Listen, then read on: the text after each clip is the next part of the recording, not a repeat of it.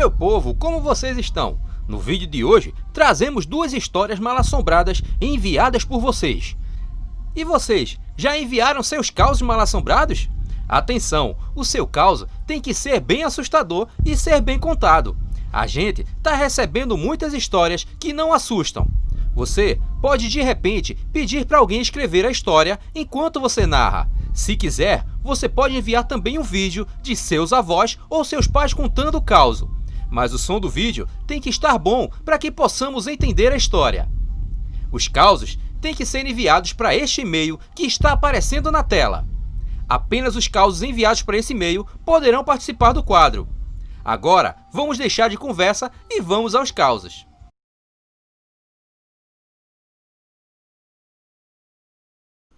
Olá, Rui Henrique. Me chamo Vanessa e sou de Capistrano, no Ceará. Tenho dois causos muito assustadores para contar. O primeiro, que vou narrar, é um dos mais arrepiantes que já ouvi. Quem me contou foi minha mãe, Maria Auxiliadora. Ela conta que por volta de 1950, em Pedra Branca, no sertão do Ceará, morava uma família de agricultores, Joana e seu marido Lourenço. Eles tinham 3 filhos homens, cujo mais velho tinha 7 anos. Viviam numa casinha de taipa e, apesar da pobreza, era uma vida sossegada. Joana ajudava o marido no pequeno roçado de onde tiravam o sustento. Ela possuía uma criação de galinhas no quintal e 2 cabras que davam leite. Lourenço era um sujeito calado, mas tratava bem a mulher e os filhos. Também era bastante trabalhador. A casa deles ficava na beira de uma mata e seu vizinho mais próximo morava a quase 2 quilômetros. A vida daquele casal, porém, era rodeada de um mistério. Desde o nascimento do primeiro filho, o marido de Joana passou a sair de casa à noite, principalmente nas últimas sexta-feiras de cada mês.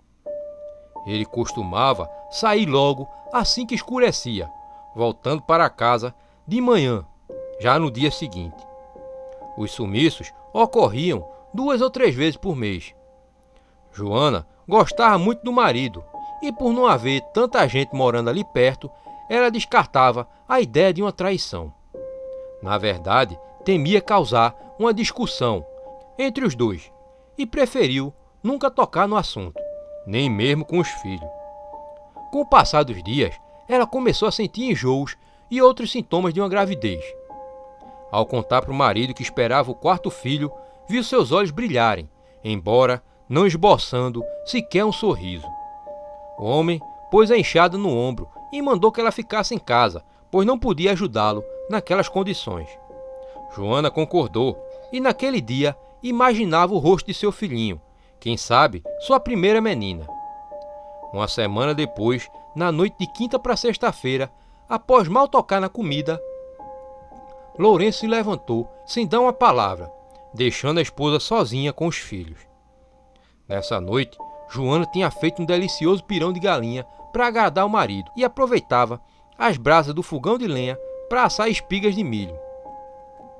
As crianças brincavam no terreiro e Joana, dentro de casa, procurava não pensar no sumiço de Lourenço, pois estava feliz com aquela gravidez. A noite avançava e a luz da lua banhava a imensa paisagem do sertão, quando de repente ouviram-se gritos vindo de fora.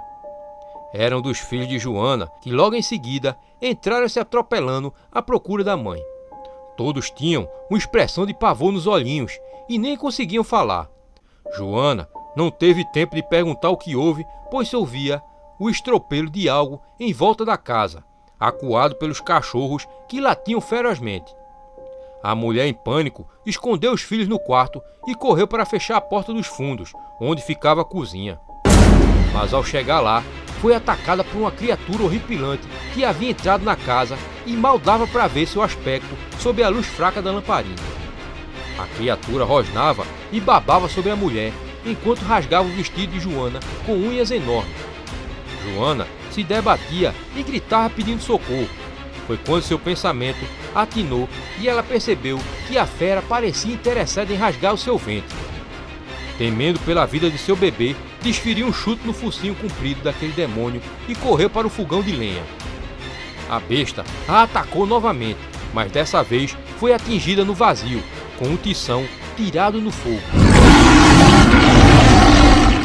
Isso fez o monstro soltar um berro horroroso. Sem fôlego, a pobre dona de casa conseguiu trancar a porta. O resto da noite, ninguém dormiu assombrado. Quando o dia raiou, ainda em choque, Joana viu o marido chegar como sempre, tranquilo e sem dar explicação. No entanto, Lourenço não foi trabalhar. Disse que ficaria em casa durante todo o dia e logo depois do almoço, deitou-se com a cabeça no colo de Joana. Ela resolveu contar da terrível aparição, mas para sua surpresa, Lourenço pareceu não acreditar e acabou pegando no sono, roncando com a boca aberta. Joana, chateada, lembrou que guardou o vestido todo rasgado e mostraria ao marido assim que ele acordasse. Porém, um arrepio lhe gelou os ossos ao perceber que entre os dentes de Lourenço haviam fiapos de pano e não restavam dúvidas de que era o tecido de sua roupa. A mulher, mal acreditando nos seus olhos, juntou as peças e concluiu que seu marido era na verdade um maldito lobisomem e que tinha vindo aquela noite para devorar-lhe o filho ainda no ventre. Sem acordar Lourenço, Joana levantou vagarosamente e foi até a cozinha. Pegou uma mão de pilão bastante pesada e, sem pensar duas vezes, golpeou na cabeça do homem, dando fim àquela aberração. Depois, tratou de sumir daquelas terras com os filhos para nunca mais voltar.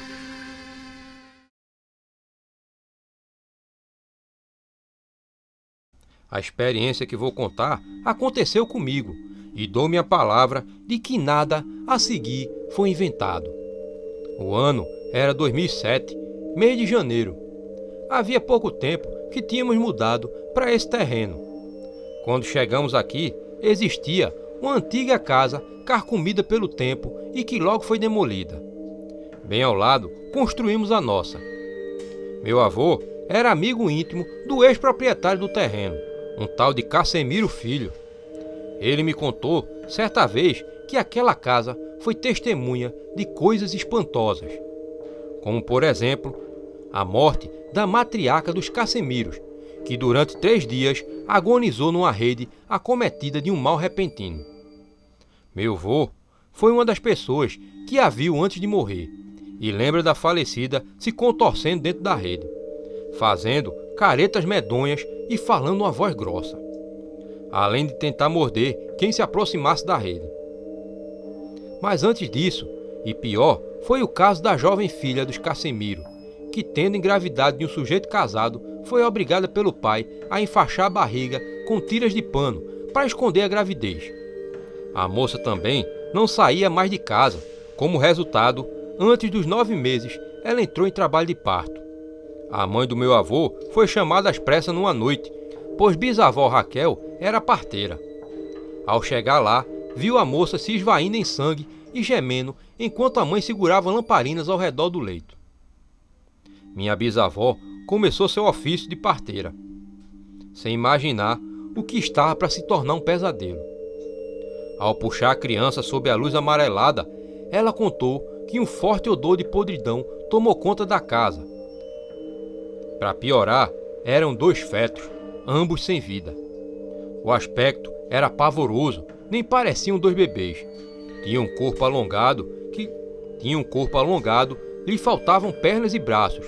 Para piorar, as cabeças eram desproporcionais e não apresentavam olhos. Ambos estavam enegrecidos e causavam pavor. A moça, vendo o que saiu de seu ventre, gritava enlouquecida. O velho Cassemiro não havia entrado em casa, mas foi quem enterrou os 2 fetos, segundo minha avó, no próprio quintal. Tudo isso me falou meu avô, mas eu achava que fosse apenas história de Trancoso. Até que em janeiro de 2007 aconteceu de eu estar só na nossa nova casa.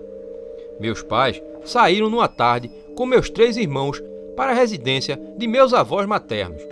Com 13 anos na época, não tive receio de ficar sozinha, pois a distância entre as casas era de uns 100 metros.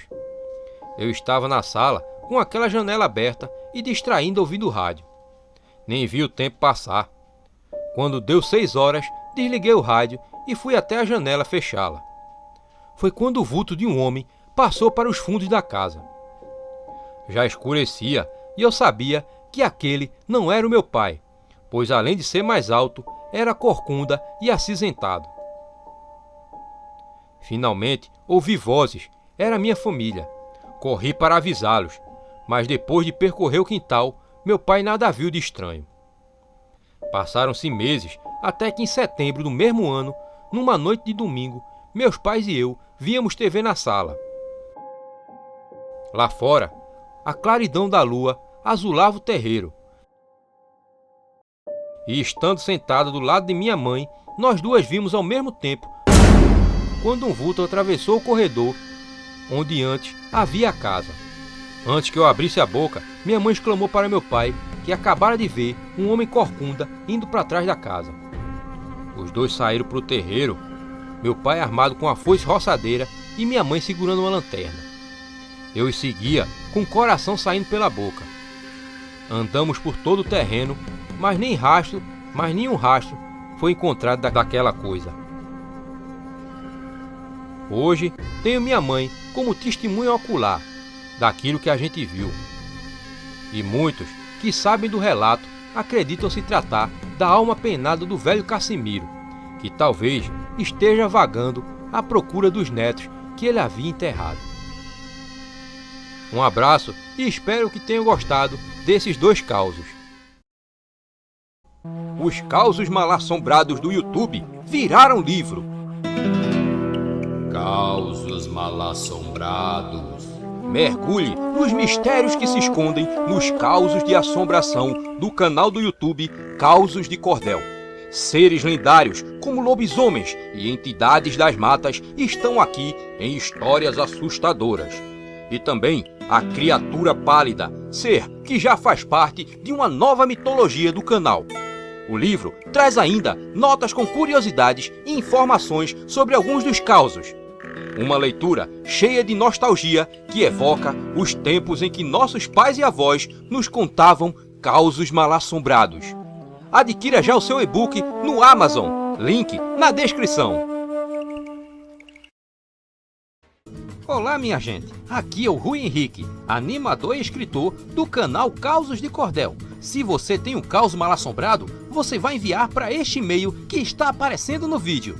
Mas atenção, a história tem que estar bem escrita e ser muito assustadora. Se você quiser enviar um vídeo contando sua história, também pode. Estamos preparando o novo quadro Histórias Mal-Assombradas dos Inscritos. Então, não perca tempo, envie logo sua história.